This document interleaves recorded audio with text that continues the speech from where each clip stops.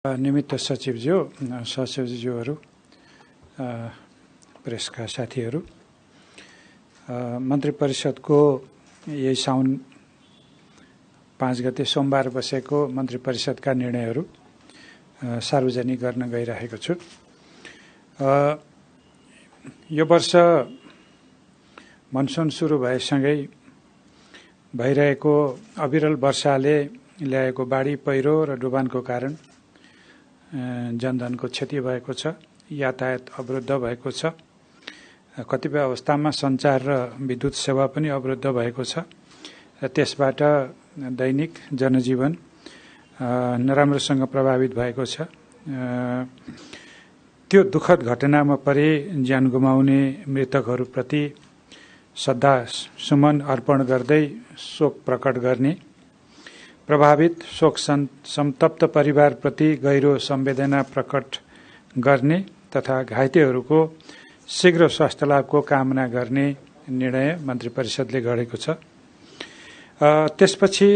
तिनै घटनाहरूसँग सम्बन्धित उद्धार र हेरचाह गर्ने, राहत उपलब्ध गराउने, अस्पताल र स्वास्थ्य संस्थामा पुर्याउनलाई सबैले सहयोग गर्ने, उपचार गर्ने, आवश्यक सुरक्षा दिने, समाचार सम्प्रेषण गर्ने समेतको कार्यमा स्वस्फूर्त रूपमा तत्कालै परिचालित भई प्राकृतिक विपदको यस अवस्थामा तदारुकताका साथ मानवीय सेवा उपलब्ध गराउन र अमूल्य सहयोग पुर्याउने सुरक्षा निकाय तथा सुरक्षाकर्मीहरू, प्रशासनिक संयन्त्र र कर्मचारीहरू, सरकारी, निजी र सामुदायिक स्वास्थ्य संस्थाका चिकित्सक, नर्स लगायतका स्वास्थ्य कर्मीहरू, रक्तदाताहरू, संघ, प्रदेश र स्थानीय तहका जनप्रतिनिधि तथा पदाधिकारीहरू, राजनीतिक दलका प्रतिनिधि तथा कार्यकर्ताहरू, निजी क्षेत्रका संघ संस्था र प्रतिनिधिहरू, सञ्चार माध्यम लगायतका सम्पूर्ण निकाय, जनशक्ति र आम जनसमुदायबाट भएको योगदानको लागि नेपाल सरकारको तर्फबाट हार्दिक धन्यवाद दिने पनि निर्णय गरिएको छ यो बाढी पीडितकै सन्दर्भमा। त्यसै सन्दर्भमा सम्बन्धित सबै निकाय र जनशक्ति परिचालित भई तत्कालका लागि आवश्यक राहतका कार्यहरू तदारुकताका साथ सम्पन्न गर्ने, साथ सञ्चालन गर्ने भन्ने पनि निर्णय भएको छ र घाइतेहरूको उपचारको सम्पूर्ण व्यवस्था सरकारले मिलाउने निर्णय भएको छ र घाइतेहरूको उपचारमा कुनै कमजोरी हुन नदिने र घाइते भई अपाङ्ग तथा अशक्त हुनेहरू र मृतकका परिवारका सदस्यहरूलाई सरकारले यथोचित व्यवस्था गर्ने भन्ने पनि निर्णय भएको छ। प्रभावित क्षेत्रमा कुनै पनि रोगको प्रकोप फैलन नदिन औषधि उपकरण सहित थप स्वास्थ्य कर्मीहरूको टोली तुरन्त परिचालन गर्ने, विपद प्रभावित क्षेत्रमा यातायात, विद्युत, खानेपानी, सञ्चार लगायतका अति आवश्यक सेवाहरू सुचारू बनाउन र थप क्षति हुन नदिन सम्बन्धित निकायहरूले पूर्ण सतर्कता अपनाउने र आवश्यक कदम चाल्ने पनि निर्णय भएको छ र त्यसमा यातायात आवागमनलाई सुचारू गर्न रक्षा, गृह र भौतिक पूर्वाधार तथा यातायात मन्त्रालयहरूले समन्वय गरी आवश्यक र सम्भव कदमहरू चाल्ने, त्यसै गरी उद्धार र राहत लगायतका कार्यहरूमा आवश्यक सहयोग पुर्याउन जनप्रतिनिधिहरूलाई पनि आह्वान गर्ने र यस दुःखद परिस्थितिमा सबै सरकारी निकायहरू, निजी क्षेत्र, सामाजिक क्षेत्र तथा गैर सरकारी सङ्घ संस्थाहरूलाई समन्वयात्मक रूपमा परिचालित गरी विपद प्रभावितहरूको उद्धार, राहत, उपचार एवं खाद्यान्न र बसोबासको प्रबन्ध मिलाउन गृह मन्त्रालयलाई निर्देशन दिने, गृह मन्त्रालयको समन्वयमा विपदबाट भएको क्षतिको विवरण यथाशीघ्र तयार गर्ने, मूल्याङ्कन गर्ने, तथ्य र विवरण सहितको यथार्थ परिस्थिति स्पष्ट भइसकेपछि पुनर्स्थापना तथा पुनर्निर्माण लगायतका आवश्यक विषयमा थप आवश्यक निर्णय गर्ने यो विपद र बाढी पहिरोसँग सम्बन्धित मन्त्री परिषदको निर्णय हो। त्यसपछि म कोभिडको रोकथाम सम्बन्धमा सरकारले गरेका पछिल्ला निर्णयहरू, मन्त्री परिषदका निर्णयहरू सार्वजनिक गर्न गइरहेको छु। विश्वव्यापी महामारीको रूपमा फैलिएको कोभिड-19 रोगको संक्रमणबाट सुरक्षित रहनका लागि छिमेकी मित्र राष्ट्रहरू लगायत अन्य मित्र राष्ट्रहरूले चालेका प्रयास र अनुभव समेतलाई ध्यानमा राखी यस क्षेत्रमा बसोबास गर्ने व्यक्तिहरूलाई सो रोगको संक्रमणबाट सुरक्षित राख्न नेपालले अन्तर्राष्ट्रिय सिमानामा रहेका नेपाल प्रवेश गर्ने सबै प्रवेश बिन्दु र खुला सिमानाको जुनसुकै स्थानबाट हुन सक्ने यात्रुहरूको आवागमन 2077 साल साउन 6 गते मंगलबार मध्यरातसम्मका लागि स्थगित गरेकोमा हाललाई मिति 2077 साल साउन 32 गते आइतबार र तदनुरूप 2020 अगस्त 16 मध्यरातसम्मका लागि नेपालको अन्तर्राष्ट्रिय सिमानामा रहेका नेपाल प्रवेश गर्ने सबै प्रवेश बिन्दु र खुला सिमानाको जुनसुकै स्थानबाट हुन सक्ने यात्रुहरूको आवागमन स्थगित गर्ने कुरालाई निरन्तरता दिने निर्णय भएको छ। तर नेपाल सरकार मन्त्री परिषदको मिति 2077 ज्येष्ठ 12 गतेको निर्णय बमोजिम जारी भएको कोभिड-19 को विश्वव्यापी संक्रमणको कारणबाट उत्पन्न असहज परिस्थितिमा स्वदेश आउनै पर्ने अवस्थामा रहेका नेपाली नागरिकहरूलाई स्वदेश आउन सहजीकरण गर्ने सम्बन्धी आदेश 2077 बमोजिम स्थल मार्गबाट नेपाल प्रवेश गर्न तोकिएका बिन्दुबाट नेपाल प्रवेश गर्न दिने व्यवस्था र माल सामानको ढुवानी व्यवस्थालाई यथावत राख्ने पनि निर्णय गरिएको छ। यो आदेशको पालना नगरी सीमा नाकाबाट प्रवेश गर्ने गराउने र प्रवेश गरेका मानिसलाई लुकाउने कार्य गरेमा प्रचलित कानून बमोजिम कारबाही गर्ने कुरा यो पुरानो निर्णय हो र यसलाई निरन्तरता दिएको छ। त्यसैगरी विश्वव्यापी महामारीको रूप लिएको कोभिड-19 को संक्रमण रोकथाम नियन्त्रणको लागि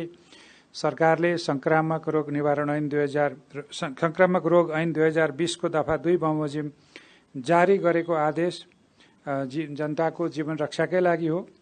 हालसम्म यो आदेशको पालना गरी साथ दिनुभएकोमा नेपाल सरकार सम्पूर्ण नेपाली दिदीबहिनी तथा दाजुभाइहरूलाई हार्दिक धन्यवाद ज्ञापन गर्छ। साथै संक्रामक रोग ऐन 2020 को दफा 2 बमोजिम जारी गरिएको आदेश र नेपालको अन्तर्राष्ट्रिय सिमाना रहेका नेपाल प्रवेश गर्ने सबै प्रवेश बिन्दु र खुला सिमानाका जुनसुकै स्थानबाट हुन सक्ने यात्रुहरूको आवागमन स्थगित गर्ने कार्यको पूर्ण पालना गराई सहयोग पुर्याउन हुन नेपाल सरकार सम्पूर्ण दिदीबहिनी तथा दाजुभाइहरूलाई हार्दिक आग्रह गर्दछ।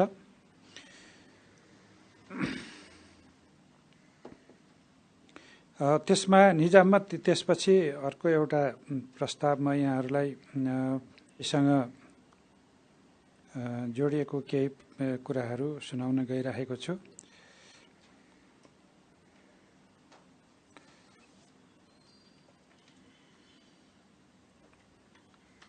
जनस्वास्थ्य तथा सुरक्षा मापदण्ड पालना गर्ने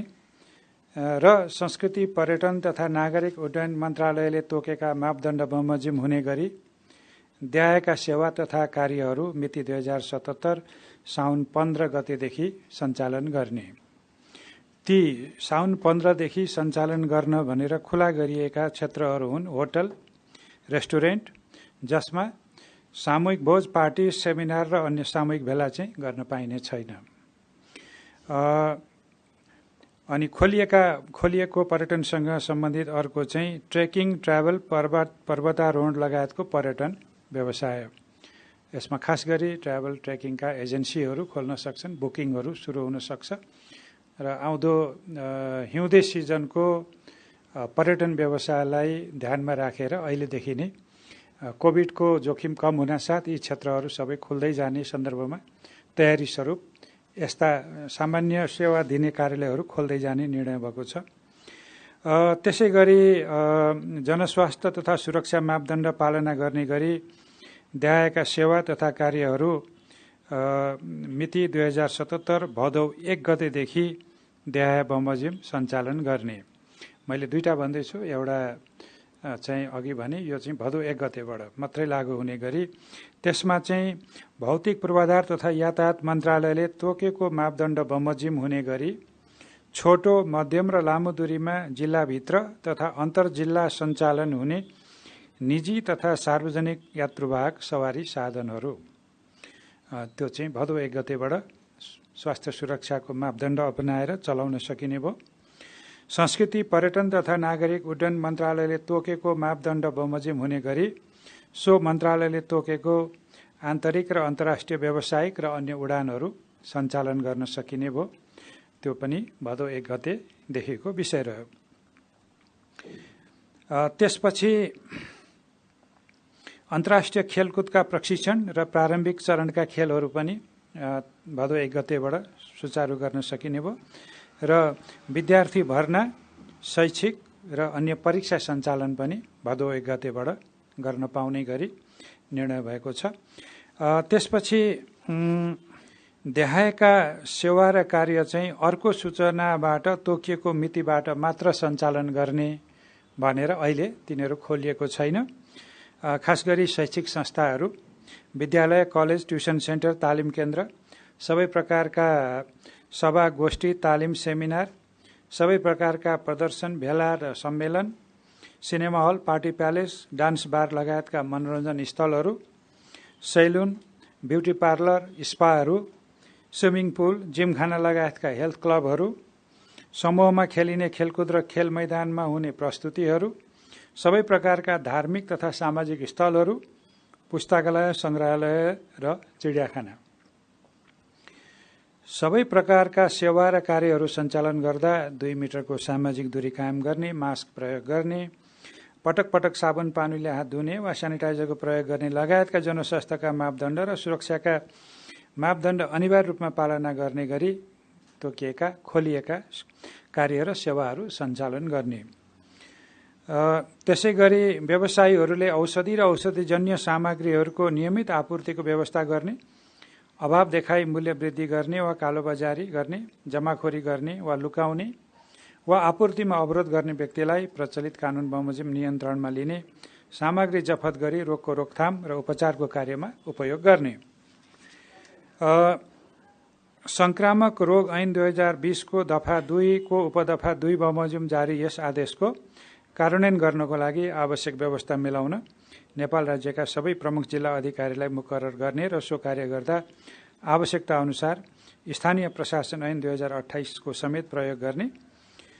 र यो संक्रामक रोग ऐन 2020 अन्तर्गत जारी भएको आदेशको अपहेलना गर्ने वा काममा बाधा पुर्याउने व्यक्तिलाई सोही ऐन बमोजिम सजाय हुने व्यवस्था सम्झाइएको छ र उपयुक्त सेवा तथा कार्य सञ्चालन गर्दा सम्बन्धित मन्त्रालयले जनस्वास्थ्य र सुरक्षा मापदण्डको आधारमा आफ्नो कार्यक्षेत्र पर्ने विषयहरूको सम्बन्धमा आवश्यक प्रोटोकल जारी गर्नुपर्नेछ। परिस्थितिको समीक्षा एवं संक्रमणको जोखिम विश्लेषणको आधारमा उल्लेखित व्यवस्थामा आवश्यकता अनुसार हेरफेर र थपघट गर्न सकिनेछ। यो भनेको चाहिँ काहीँ संक्रमणको जोखिम बढ्यो,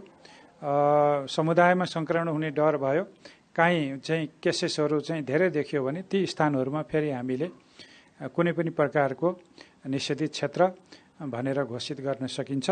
र अहिले चाहिँ त्यो कुरालाई उपयुक्त समयमा गर्नुपर्दाखेरि गर्ने भनेर भनिएको छ र यो चाहिँ अहिले कोभिडसँग सम्बन्धित मन्त्री परिषदको निर्णय हो। अब म केही मन्त्रालयगत प्रस्ताव र त्यसमा भएका निर्णयहरू यहाँहरूलाई जानकारी गराउन गइरहेको छु। म उद्योग वाणिज्य तथा आपूर्ति मन्त्रालयको प्रस्तावमा मन्त्री परिषदबाट भएको एउटा औद्योगिक व्यवसाय ऐनको अनुसूचीमा भएको संशोधन सम्बन्धी जानकारी गराउन चाहन्छु। त्यसको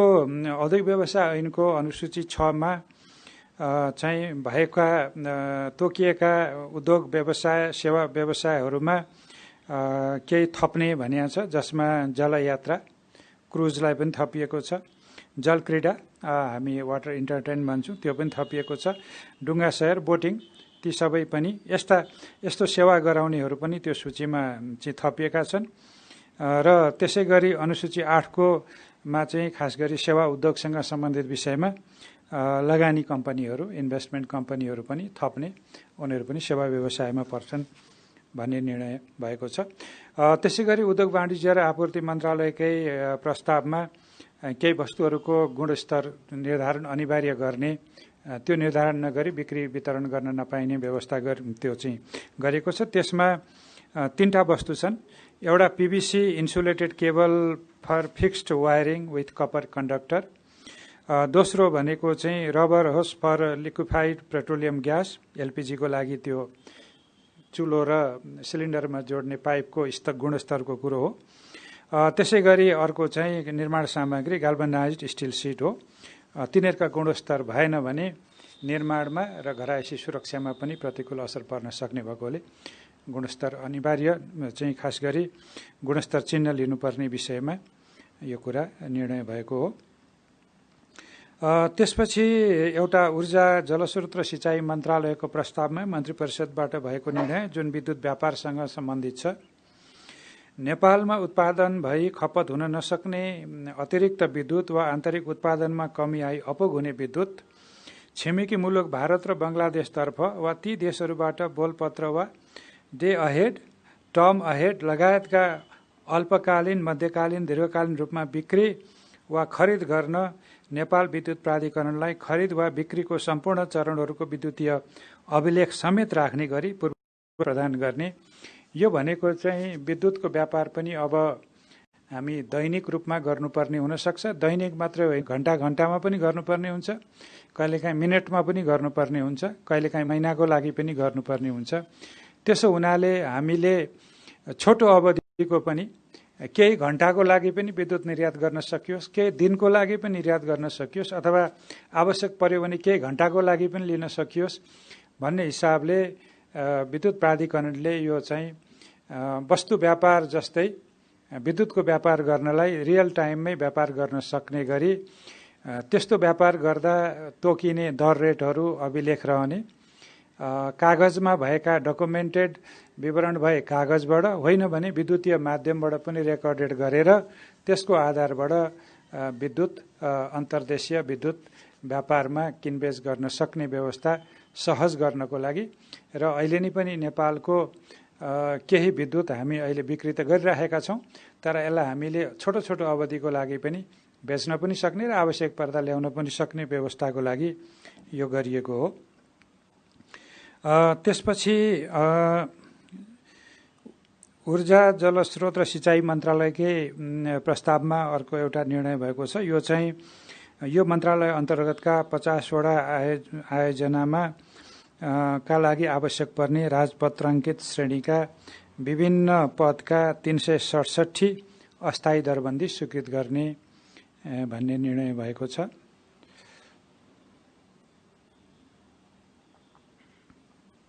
त्यसपछि कानुन, न्याय र संसदीय मामला मन्त्रालयको प्रस्तावमा प्रशासकीय अदालतको अध्यक्षमा डेलीराज घिमिरे जो सेवानिवृत्त सचिव हुनुहुन्छ र सदस्यमा रीता मैनाली र कृष्ण प्रसाद पौडेललाई नियुक्ति गर्ने निर्णय भएको छ। र प्रशासकीय अदालतमा नियुक्ति हुने उच्च अदालत पोखराका रजिस्ट्रार कृष्ण प्रसाद पौडेलले आफ्नो पदबाट दिनुभएको राजीनामा पनि स्वीकृत गर्ने निर्णय भएको छ। कृषि तथा पशुपक्षी विकास मन्त्रालयको प्रस्तावमा कृषि विधेयक तर्जुमा गर्न सैद्धान्तिक स्वीकृति दिने निर्णय भएको छ। खानेपानी मन्त्रालय अन्तर्गत पनि विभिन्न आयोजनाहरूका लागि राजपत्राङ्कित श्रेणीका विभिन्न पदमा 223 वटा अस्थायी दरबन्दी स्वीकृत गर्ने निर्णय भएको छ। गृह मन्त्रालयको प्रस्तावमा विभिन्न घटनाक्रमहरूमा निधन हुनुभएका प्रहरी निरीक्षक अमीर कुमार दाहाल, राजेश शाह र आनन्द शाहको आश्रित परिवारलाई राहत क्षतिपूर्ति स्वरूप प्रति मृतक को परिवारलाई 10 लाख रुपियाँ उपलब्ध गराउने निर्णय भएको छ।